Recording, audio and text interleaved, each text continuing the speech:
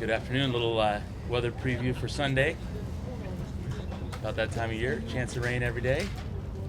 Here we go. What happened on Sunday? On Sunday, we got outplayed by by a good Baltimore defense right there, and some great learning experiences that happened for us on offense. A great chance for us to bounce back and remind ourselves that hey, we are a 5-3 football team. We're an offense that's shown the ability to be explosive, and we're always going to be searching for that consistency and not letting one outing really dictate the rest of our season. Other than the fact that we'll learn from it, grow from it, and move on to this next game.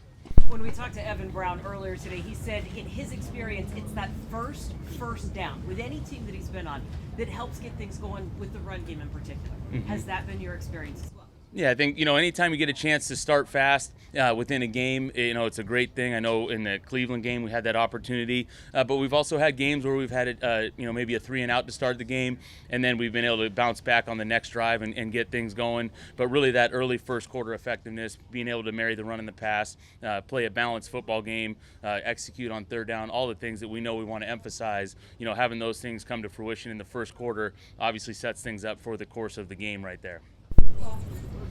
When you mentioned third down, I know the earlier downs have a lot to do with it too, but how do you get better there after a game like that?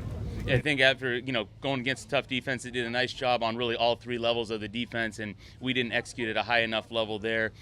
Things that I can do a better job with, as well as the play caller to put our guys in good position, really learn from those like we took Monday and Tuesday to do, really bounce back Wednesday, come out here on our third down day. And for us, it's like everything else. We're always going to emphasize all these key areas every single week, coach them, coach the basics, when we get back to, Wednesday, whether it's hand placement, whether it's foot placement, route running, route technique, all these things that are going to eventually lead up to game day execution at a high level there. And for us, we know that third down is that opportunity for us to gain more plays within the game, have a chance to get more runs called on first and second down when we are able to extend those drives. So no doubt every week it's going to be a high point of emphasis for us. And, we've had some spurts there where we've been playing at a high level on third down over the last month, and then took a little dip this past week like we really did throughout the game in general. So again, it's one of the areas, one of the many areas from last week where we say, hey, how do we learn from it, grow from it, and move forward?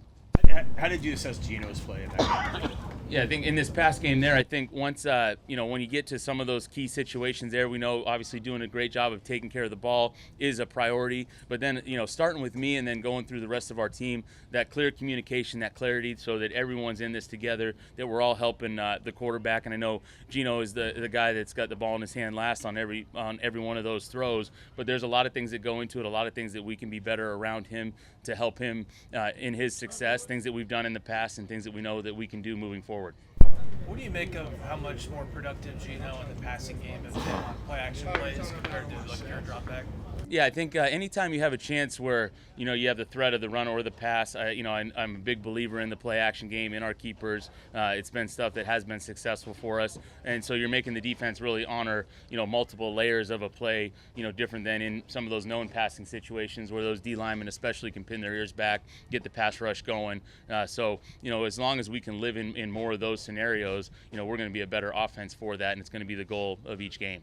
Is it hard to get to some of those plays when you're not running the ball all that well, or can you do it without quote unquote establishing the run first? Yeah, I think there's a balance. Each game's going to play out differently. I feel like you go into some games where you're going to throw the ball to be able to open up the run game, and other games you're going to run the ball to be able to open up the pass game. So I think that's a week-to-week game plan scenario right there.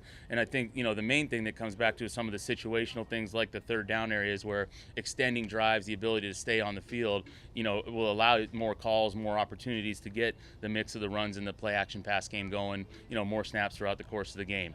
And obviously, each game can play out a little bit differently. Games that you have 2-minute drives at the end of the half, or this past game where you get stuck in a scenario where we're behind by multiple scores in that third, fourth quarter, you end up a little bit pass heavy more than we'd want to be. But each game, like I said, is going to play out a little bit differently, and our goal is to have that balance. And week to week, depending on the defense that we're going against, that approach might vary with which play will set up the other.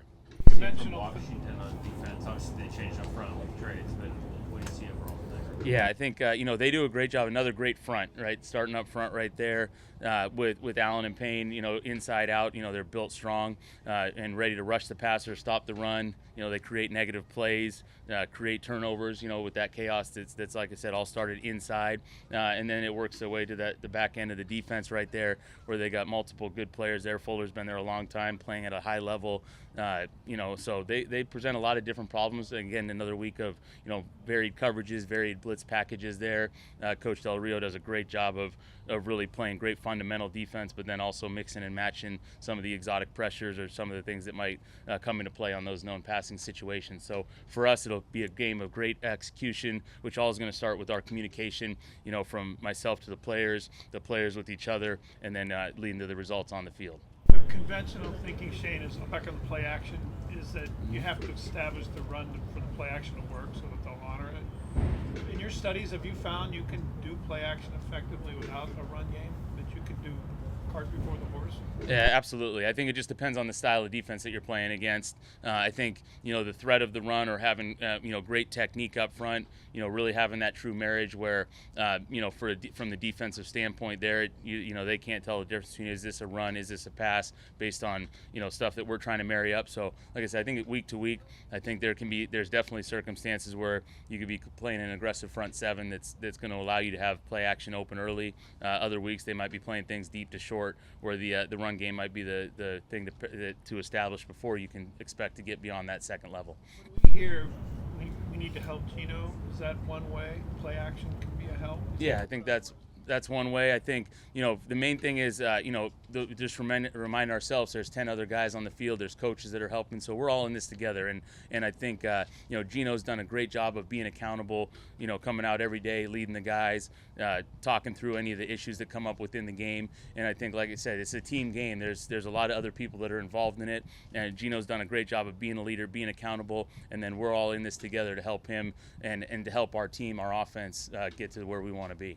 In a week like this, how important is it, or is the messaging regarding all 11 have to win their individual battles to make a collective 11 to execute the play? Yeah, I think it's a great starting point. If you're in your individual mindset of I'm going to win my one-on-one, knowing it's a team game, but it really does start there. Winning your one-on-one, and then also understanding, each player has different toolbox tools that they can use within the course of a play where they might need help or might be able to utilize their help.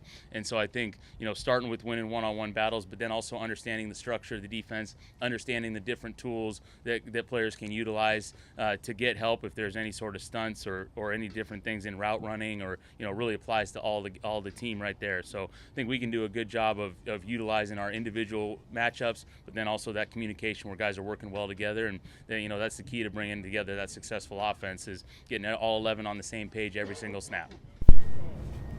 Anything else? Good. All right, thank you.